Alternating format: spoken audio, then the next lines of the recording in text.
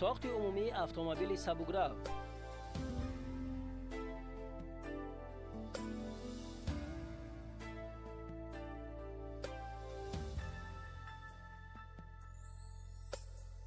اتومبیل سبک‌رو از سه قسم اساسی عبارت میباشد: کوزوف، محرک و شاسی.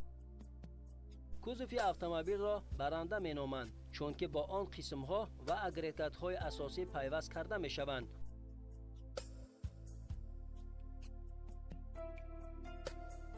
محرک برای حاصل نمودن مومنت دروزنی خدمت میکند. مومنت دروزنی از مخاوک درزننده گرفته می شود. شاسی اتومبیل از اگریگات‌های ترانسمیسیا، قسم‌های برنده و مکانیزم‌های اداره‌کنی عبارت میباشد. اگریگات‌های ترانسمیسیا برای دادن مومنت درزننده از محرک به چرخ‌های برنده اتومبیل خدمت میکند. ترانسمیسیا از بندش، ناقل خطی، نورد کردنی، قوت دهنده اساسی و نیم تیرک‌ها عبارت می باشد. قسم برنده از پل‌ها یا تیرک‌ها،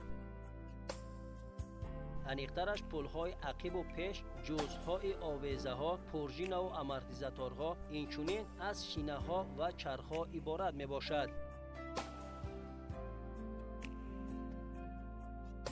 با مکانیزم اداره‌کنی داخل می شود. اداره‌کنی رولی و سیستم ترمزدهی. اتومبیلی که درباره‌اش معلومات دادیم اتومبیل کلاسیکی نام دارد. در چنین اتومبیل مومنت درزنی به چرخ‌های عقب داده می شود. آن را اتومبیل انتقال دهنده چرخ‌های عقب می نامند. در بیشتر اتومبیل‌های معاصر مومنت درزننده با چرخ‌های پیش داده می شوند. چنین اتومبیل را انتقال دهنده چرخ‌های پیش می نامند. اتومبیل‌های انتقال دهنده چرخ‌های پیش هنگام حرکت با سرعت بلند و حرکت در راه‌های صفتشان بد استوار میباشند. خصوصیت ساخت اتومبیل انتقال دهنده چرخ‌های پیش را دیده میبریم. چنین اتومبیل‌ها اینچنین از کوزوف، محرک و شاسی عبارت میباشد.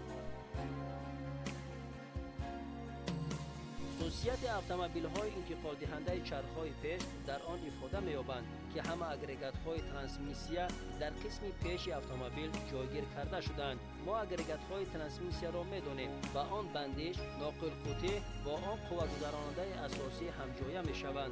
نوردهای قوه‌گذران که مومنت درزنی را به چرخ‌های برنده می‌دهند داخل می‌شوند. اگر همه قسم‌ها و اگریگات‌ها را با هم وصل نماییم، آنگاه اتومبیل انتقال دهنده به چرخ‌های پیش را حاصل می‌کنیم. اگر در اتومبیل مومنت درزننده هم به چرخ‌های پیش و هم به چرخ‌های عقب داده شود، آنگاه این نمود اتومبیل را انتقال دهنده پره می‌نامند. در آن چرخ‌های پیش و عقب برنده می‌باشند.